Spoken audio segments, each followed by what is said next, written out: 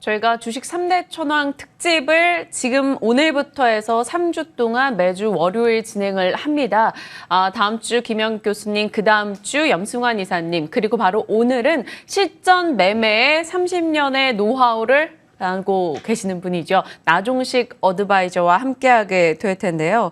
개인 투자자들이 과연 어떤 대응 전략을 짜야 할지 실전 매매에 오늘은 초점을 맞춰서 대비책을 챙겨보도록 하겠습니다. 제가 6살 때부터 주식 투자를 하셨던 거가 되겠네요.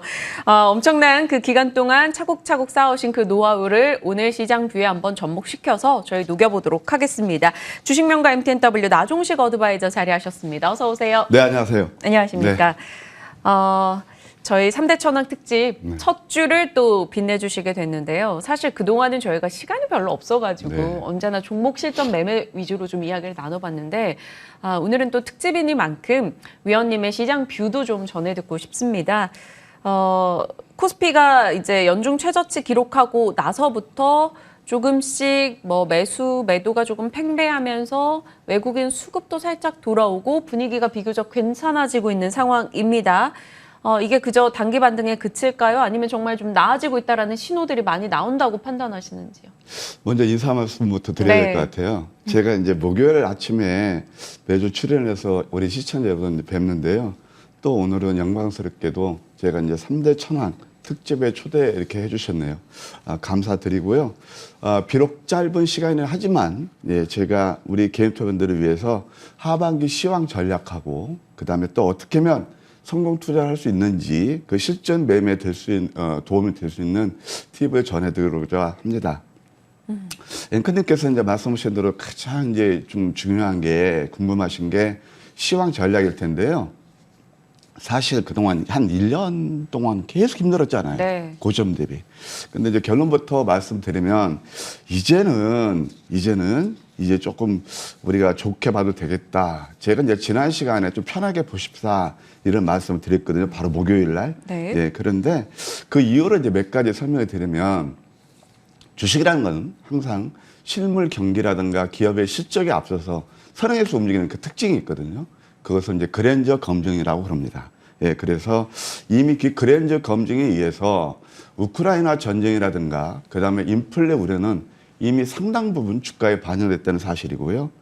이것은 우리가 이제 어떻게 좀 알 수 있냐면 제가 준비한 그림을 보면서 한번 설명을 드릴게요. 일단 뭐 전반적으로 우리가 이제 볼 때 가장 주가에 영향을 많이 미치는 게 뭐냐면 미국의 금리예요. 그래서 이게 이제 미국의 10년 만기 국고채 수익률 차트인데요. 지난번 이제 3%까지 갔다가 지금 이제 2.7%까지 내려오고 있거든요. 제가 지난 시간에 5월 달은 음선이 나올 거라고 말씀을 드렸거든요. 근데 음선이 나오고 있네요. 이제 안정권에 접어들고 있고, 그 다음에 이제 또 민감하게 반영하는 게 바로 10년하고 2년 장단기 금리차 차트를 보시게 되면 크게 세 번의 영에 수렴하거나 또는 이렇게 서로 역전된 그런 경우가 있었어요. 그게 언제냐면 2019년, 2020년, 그 다음에 또 최근 들어서 팬데믹 때 이렇게 역전됐었거든요. 그러면 이 역전됐을 때 그 이후에 주가 흐름이 어떻게 났느냐. 나스닥 차트를 보시면 그 답이 나옵니다. 이때도 그 저점으로 해서 주가가 상승했고 이때도 상승하고 또 이때도 지금 상승이 월간 차트인데요. 이런 모습을 보이고 있거든요. 그래서 이런 것들을 봤을 때 이제는 우리가 1년 동안 고생한 것이 좀 서서히 좀 좋아지지 않겠나 생각이 듭니다. 이제 두 번째로 이제 반등의 조건이 뭐냐면 아무래도 기관 투자도 있지만 저 예탁금이 많이 감소됐어요, 사실상. 그래서 이제 외국인 스탠스가 중요한데 외국인이 우리 국내에 투자하는 그 핵심 세 가지 이유가 있습니다. 하나 뭐냐면 전체 신흥국 시장에 대한 포트폴리오 구성이 하나 있고 또 두 번째는 원달러, 그 환차익이 있고 또 세 번째는 실물 투자를 해서 얻는 그런 이익이 있어요. 세 가지 정도 보면 되는데 사실 저는 이제 원달러 환율을 보게 되면 외국인이 더 이상 공격적으로 매도는 안 할 것 같다 그런 생각이 들어요. 그러면은 원달러 환율 차트를 보실까요? 이것도 마찬가지입니다. 제가 이것도 이제 싼 고점이다. 그럼 원달러 환율이 1296원, 1300대에서 지금 여기서 쌍고점을 형성하고 음선이 나오고 있거든요. 공교롭게도 아까 제가 보셨던 미국의 10년 만기 국채 수익률을 월봉 보면 똑같은 모습을 보이고 있거든요. 네. 그러면 외국인이 이렇게 공격적으로 매도는 않을 것이다 라는 생각이 듭니다. 그리고 현재 또 보유 비중을 보게 되면 코스피나 코스닥 양 다 합쳐서 얼마 630조 원 돼요.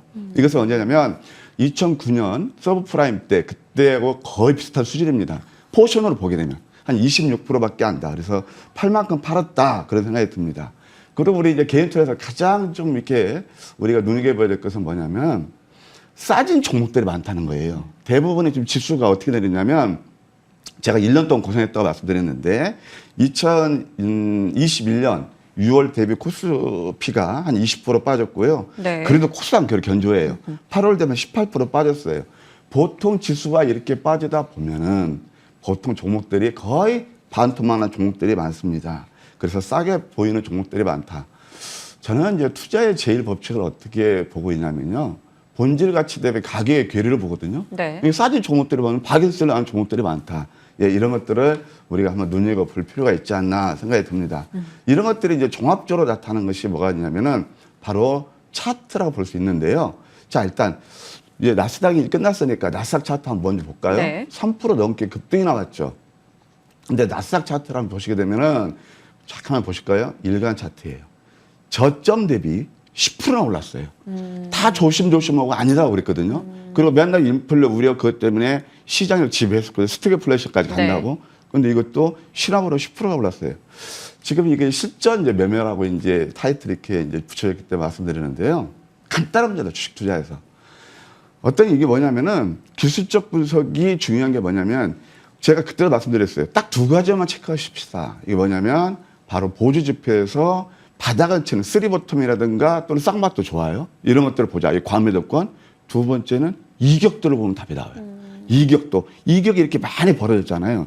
그러면 이격이 많이 큰 거 벌어져서는 돌파하기도 쉽다는 거죠. 참 그때 제가 좀 외롭게 좀 여러분께 지금은 매수할 시기입니다라고 외쳐댔는데 뭐 운이 좋게 맞아가고 있습니다. 그래서 기술적으로 봐도 그렇고 이게 상징적인 의미예요. 이제 국내 증시는 어떠냐? 국내 증시도 역시 다중바닥 패턴이 나오고 있다. 자, 종합주가지수 보실까요? 자, 이렇게 새롭게 이건 이제 저는 돌파할 거라고 봅니다. 그래서 이 박스권에서 돌파하면 새로운 상승 채널을 갈 것이고요. 월봉을 보실까요? 다중바닥 패턴이 나오고 있죠. 그래서 5월달 이제 오늘하고 내일 거래일이 있는데 특히 나스닥은 이제 오늘 밤 시장이잖아요. 메모리얼 데이. 그러면서 그 지수가 급등 나왔거든요. 그러니까 저는 오늘 많이 높게 출발한다 하더라도 장대 음봉 맞을 가능성이 크지 않다고 봐요. 그래서 이제 서서히 좀 이제 5월달 이제 마무리 잘하고 6월달 하반기부터는 좋아질 그런 가능성이 있다. 코스닥도 역시 마찬가지죠. 역시 다중바닥 패턴이 나오고 있다. 일간 차트로 보셔도 이 박스권만 벗어나면 새로운 상승 채널로 가고 있다. 많이 힘드실 텐데 이제부터는 좀 희망을 가져도 되지 않겠는가 다시 한번 말씀드립니다.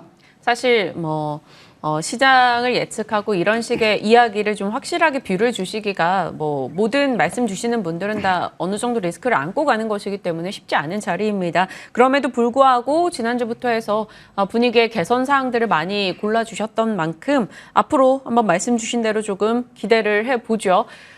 이 와중에서 저희가 이런 특집을 준비하는 이유는 개인 투자자들을 위함입니다. 개인 투자자들이 많이 샀던 종목들의 수익을 한번 체크해 보니까 답답한 상황입니다. 개인들의 올해 순매수 상위 10개의 종목이에요.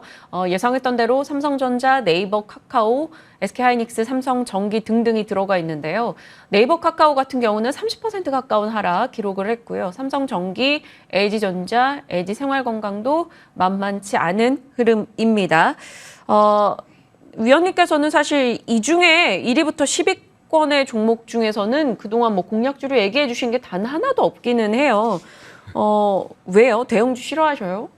좋아하죠. 좋아하시는데. 네. 카멜레온이 돼야 되거든요. 근데 대형주라 해도 소위 말해서 우리가 저는 주식 투자를 하실 때 하나의 팁을 드린다면 고정관념에 사로잡히지 마시자. 카멜레온이 되시라. 이런 말씀드려요.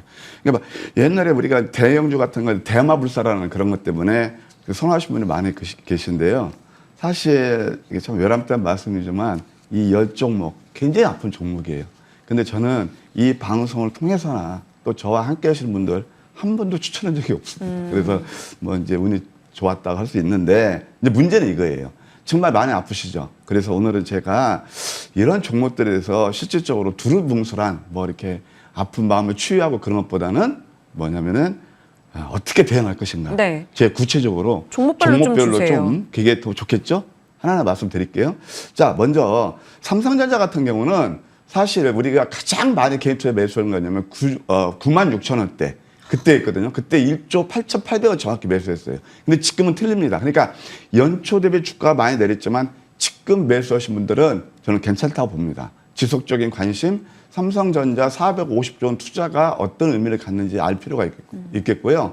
다만 삼성전자가 F분 전후로 오게 되면 10만 원 가면 300만 원이거든요. 예, 그렇게 높은 꿈은 감지 마시고 이제는 좀 긴 안목으로 봐도 되겠다 말씀드립니다. 현대차, 두산에너지, 밀러티, 그다음에 SK 하이닉스 보유 관점이 좋겠고요. 네이버, 카카오 같은 경우는 사실 이게 SNS 관련 종목들은 여러분 잘 아시겠지만 물론 패러다임 시프트도 있지만 팬데믹에 가장 큰 수혜를 본 그런 것들이거든요. 이것은 반등 시 그다음 시세를 많이 뽑았으니까 물량 축소하는 전략이 좋아 보이고 LG전자 같은 경우는 이미 가전에서는 팬데믹 효과가 어느 정도 소멸됐거든요. 이제 문제는 뭐냐면 저는 LG전자 성공 키워드는 전장 사업에서 얼만큼 성공하느냐 그렇게 네. 보고 있거든요. 그런 것도 눈여겨볼 필요가 있고 가장 아픈 종목이 LG생활건강이에요. 이것은 이제 매수 관점이고 기술적으로 봐도 78만 원까지 가능하니까 그동안 많이 잘 참으신 분들은 지속적인 관심이 필요하다 이렇게 말씀드릴게요. 네, LG 생활건강에 대해서도 좀 비유를 주셨네요. 카멜레온이 돼야 된다라고 얘기를 주셨는데 이거 하나는 짚고 갈게요. 위원님께서 그동안 성장주에 대해서 계속 긍정의 시각을 주셨어요. 저랑 또 목요일 코너를 같이 하실 때 그러니까 연초에도 제가 성장주 이제 조심해야 되는 거 아닙니까? 라고 했을 때 아니다라고 성장주에 대해서 뭐 성장주 내에서 분야는 좀 다 있겠지만 긍정의 시각을 주셨지만 사실 그동안 시장과 함께 성장주도 좋지 못했거든요. 이런 질문이 조금 날카롭게 들리실 수 있겠지만 그동안 성장주에서 수익이 그렇게 나지 않은 상황인데도 지금도 성장주 끌고 가시는 의견이세요? 일단 앵커님 말씀대로 성장주 중에서 신고가 경시하는 종목이 계속 있다는 거예요.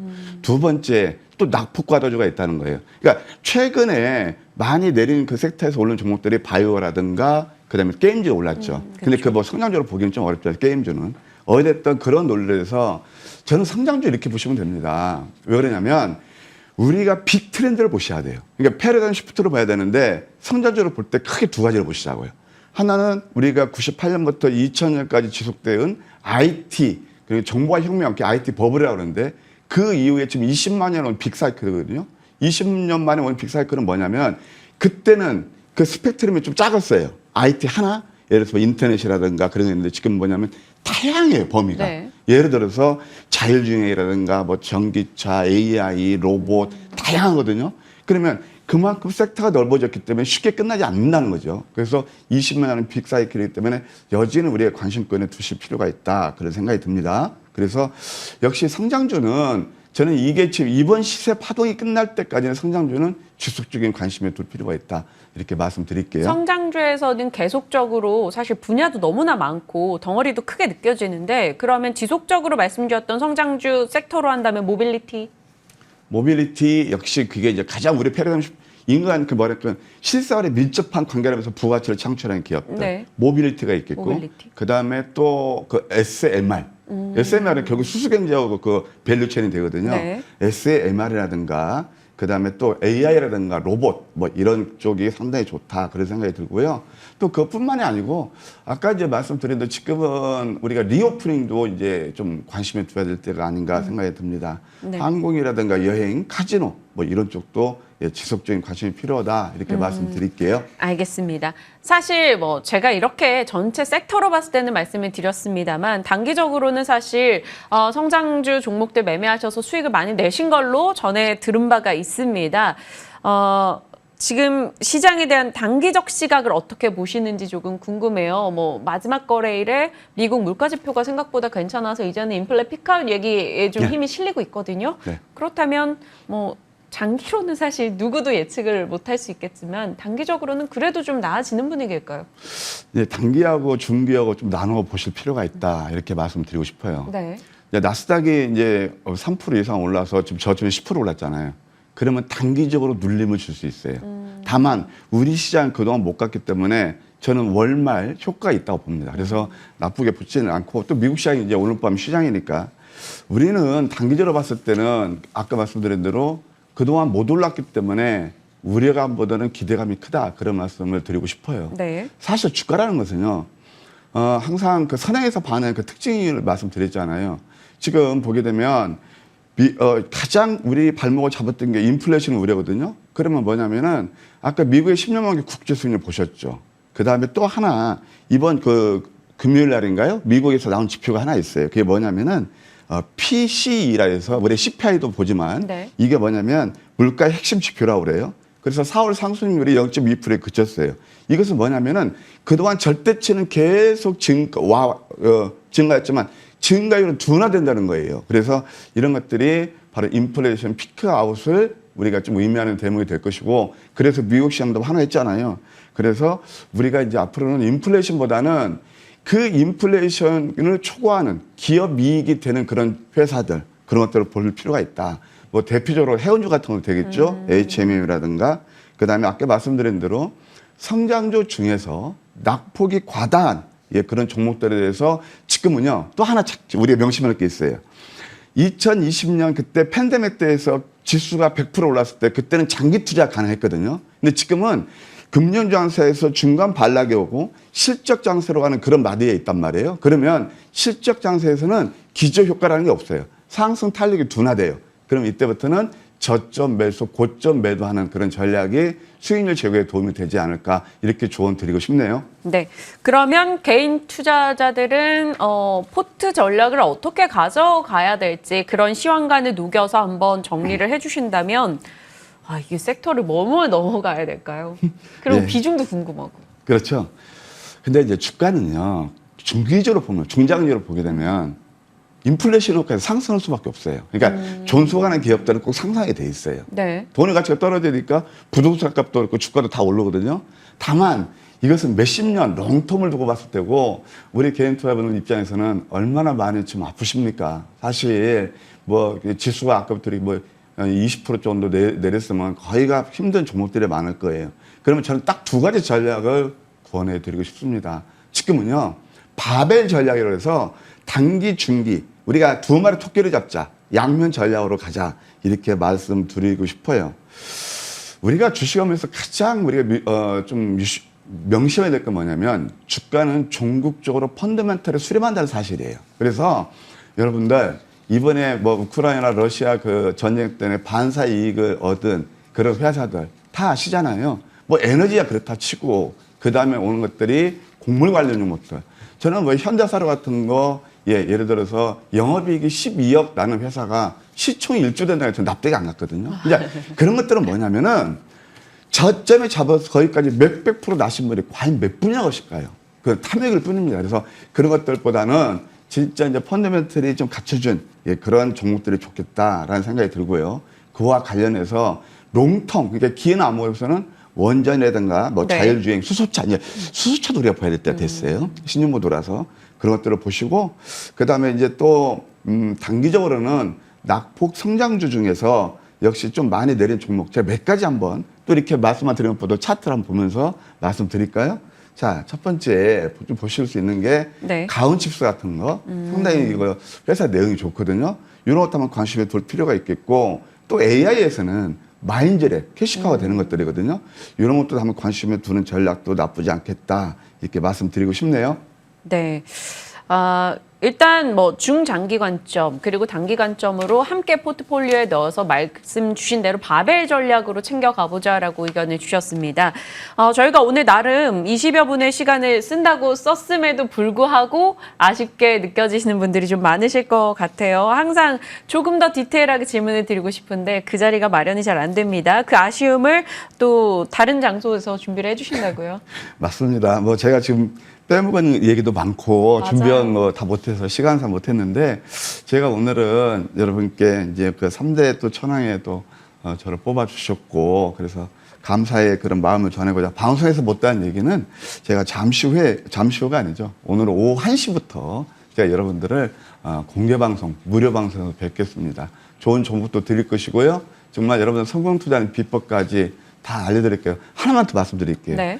주식 투자에서요, 우리 성공하는 방법은 이겁니다. 아까 제가 테마를 잠깐 말씀드렸지만, 뉴스 재료, 그런 것 따라서 매매하시는 것보다는 자기만의 어떤 투자 철학이 있어야 돼요. 그리고 기법이 있어야 돼요. 그게 바로 황금 맥점 전략이거든요. 그래서 이런 것들을 통해서 성공한 투자 그 기법까지 자세히 알려드릴 테니까요. 오후 1시부터 많이 와주시면 감사하겠습니다. 네. 박 앵커가 6살 때부터 지금까지 이 업계에서 지속적으로 일하고 계시다라는 것은 또 그 투자 철학과 그 기법에 대해서 얼마나 많은 노하우로 잘 견뎌내신 걸까요? 그러니까 한번 그 내용들 귀 기울여 보시면서 관심 가져보시길 바랍니다. 자, 주식명가 MTNW 나종식 어드바이저와 오늘의 시간 꾸려봤습니다. 고맙습니다.